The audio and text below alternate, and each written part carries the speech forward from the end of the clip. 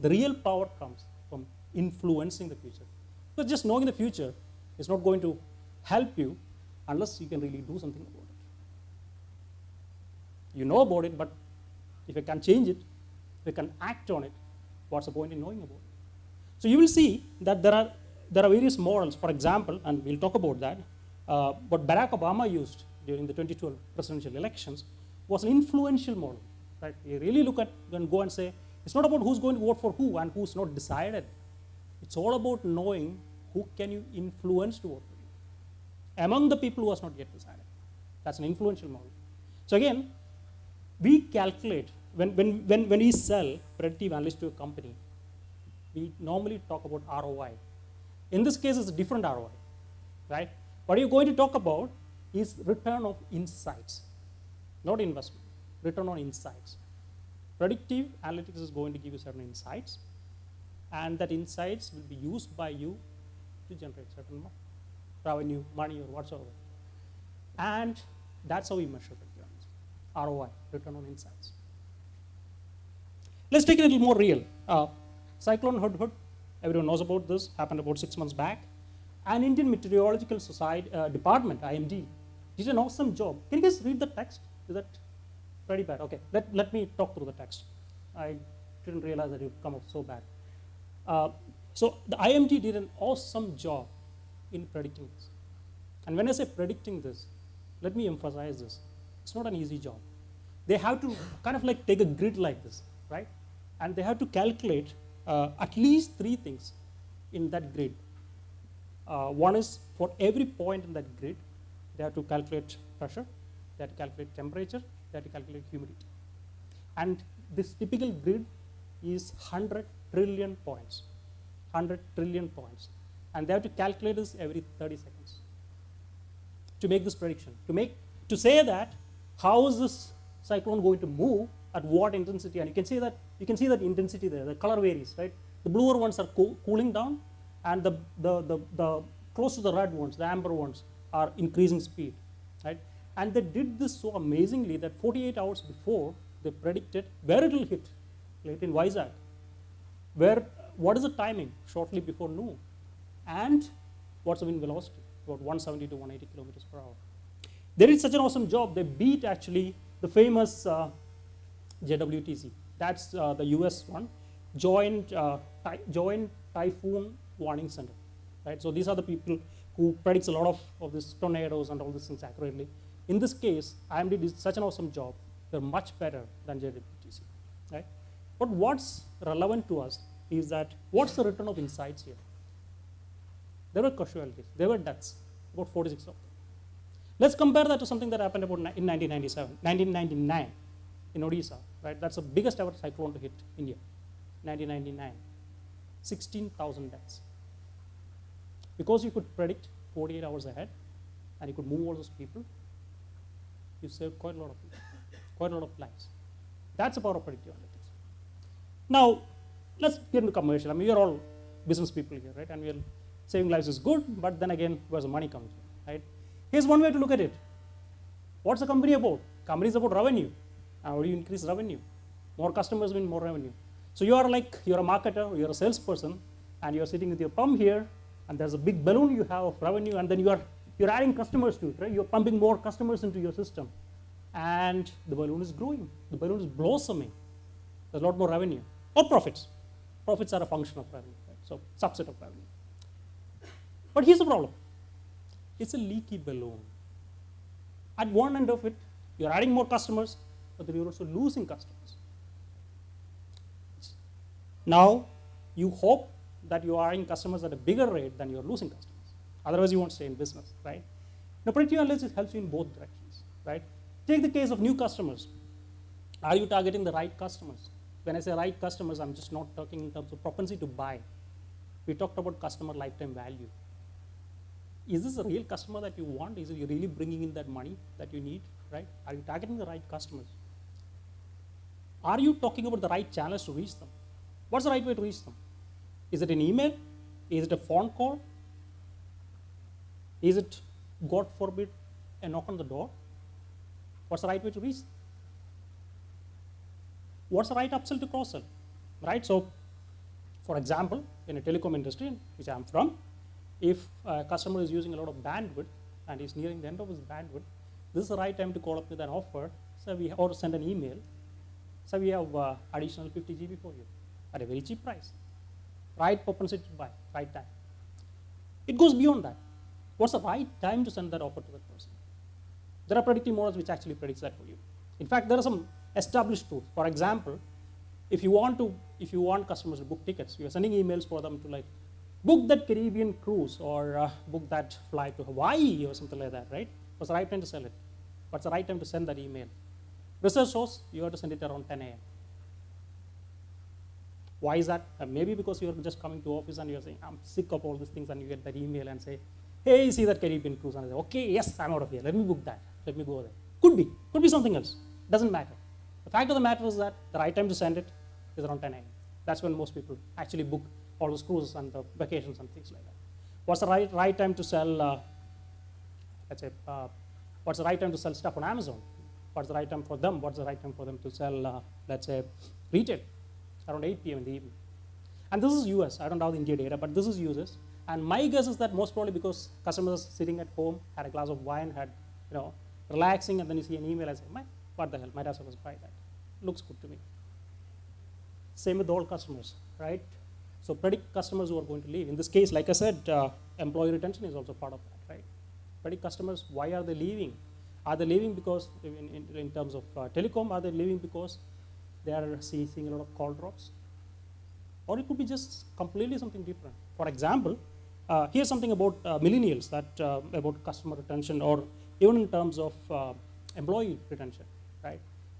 If a friend, a very close friend, who's working along with you in the company leaves, and that person says it's a better company, your propensity to leave goes up by almost 7 times. Established truth.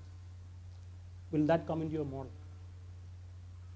Right? So there are many things which are, like I said, big data and other stuff, which comes in. What's the right way to make them stay? Predict the right offers which will get them back, and the text gets offered somewhere. Predict how to contact them again, same story. Email, phone call, something else. There's enough talk about big data, so I'm not going to really talk much about this slide, but I just wanted to highlight 2 things. This is the 5th phase, right? So when we talk about, started with mainframes around 1960, went to 1980, where we are the mini computers, 1990s, when we are the PC era, and then the desktop internet. We are going to the Internet of Things now. We see 2 things. One is that the number of machines is growing. When I say machines, it includes everything, right? Including a smartphone device. It's growing. And so is the data. So look at here, in 1980, we had about 2.6 exabytes of data. An exabyte is 1,000 gigabyte is a terabyte, 1,000 terabytes is a petabyte. I'm sure you already know this, but just to make sure. And 1,000 terabytes is a petabyte, and 1,000 petabyte is an exabyte, right? So we had, in 1980, about 2.6 exabytes of data. We're growing to about 1,800 exabytes of data. Explosion of data. Unfortunately, the big data name got stuck, right? We still use it. I'm looking at my phone to pace myself to make sure that I don't overshoot the time. So not looking at phone calls. Okay. Big data is a term that got stuck. However, unfortunately for us, we computer geeks are not really good in English, right? Big data technically is not right English word. I mean, data is like, think about it as like water or sand and things like that. You don't say big sand. You don't say big water. It's a lot of water, lot of sand. So big data, in terms of, at least in English usage, is a bad term, but we call it as big data. Anyway, so the reason why we talked about the explosion of data is, look from here from Peter Norvig. Peter Norvig is director of Google Research Labs, and he said Google doesn't have fantastic algorithms. We have a lot more data. It's the data that gives us, that helps us make better predictions. It's the data. Now, of course, he is being very nice. Google, of course, has a lot of great algorithms. In fact, one of them is this. How many are familiar with Google Flu Trends? Anybody seen it? Anybody tried it? Okay, good. So Google Flu Trends is a very simple concept. Can you predict flu, or can you predict any disease? Of course, you'll be looking at this data. This is, by the way, for dengue statistics in India. As of now, I took it about 2 days back. You can find it yourself. Just search for Google flu trends. You hit this, hit a page like this. On the left side, you will see dengue because you are in India, and you can click that. It will come here, right? Now, Google flu trends came with a very simple concept. Can I predict the number of diseases from the searches that people are making on the internet? That's it. Not going back to see how many people are actually infected and things like that. Just from the searches. Why does that work? It works because when an outbreak happens, people get panicky, right? You get a message, okay, dengue is in town, and then you say, oh my God, what's the symptoms of dengue? You do a Google search. What's the symptoms of dengue? If I have fever, do I have dengue? I search in the internet. I search in Google. By looking at this, they can actually have a very accurate model. It's a very accurate model, almost about 80% accuracy, about how many dengue cases are there, right? So, pre-lunch, there was a message saying that it's probably not the right place for the customer because they use some other techniques like upselling, cross-selling, and all these things, and they will use various neuroscience and other methodologies to actually get more money from you. I somehow have a slightly different view as well, because right now, Forrester calls it at the age of the customer. Why is it the age of the customer? Because the customer is a lot more informed in this age than they were before. Think about going to a restaurant. So you want to go to a restaurant in Bangalore, and you have never heard about it. What's the first thing that you will do? My guess, you will Zomato it. You'll go and look it up in the Zomato and see what the ratings are, or might be some other thing. If you're in San Francisco, probably you will Yelp it, right? You'll go and look at the rating and Yelp. Customers are a lot more informed. They know what's happening. They have information about each and every product. They know about it. They know about the movie scores. They know about the food that your restaurant serves. And was it good? Is it priced well? It's the age of the customer. So how they define it is that power comes from engaging with empowered customers. The customers are empowered. Whatever data that you can think of, a lot of that data also goes back to the customer. Let me illustrate a single case. I was making an offer. This is when I was in Cisco. I was making an offer to a person. And the person asked me about the grade. And I told him the grade, this is the grade. And then the person looked at it, searched in Glassdoor, comes back with an understanding of what's the offer salary range within that grade. Age of the customer, they know already because it's there. Pay scale, Glassdoor, they know it. So with that, we need mass personalization. Somebody talked about that before. It's an oxymoron really. Mass personalization, right?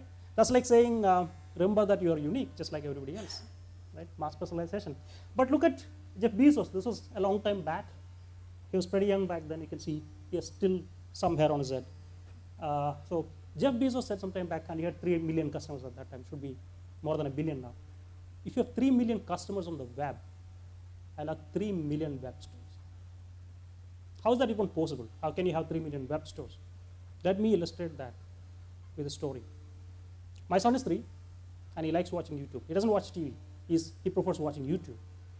And then usually he watches on my wife's laptop, turns on the laptop and watches YouTube there. And then one of the days my wife was working on something, and I decided to show him YouTube on my laptop. He looks at it, he looks at YouTube and says, that's not my YouTube. That's not my YouTube.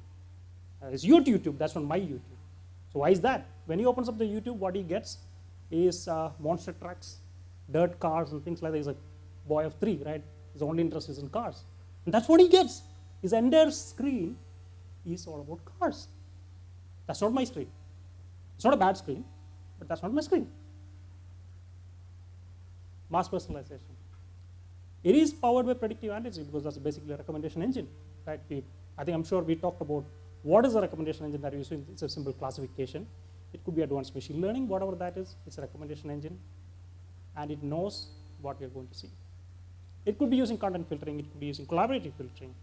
But finally, when the customer looks at it, he sees what he does.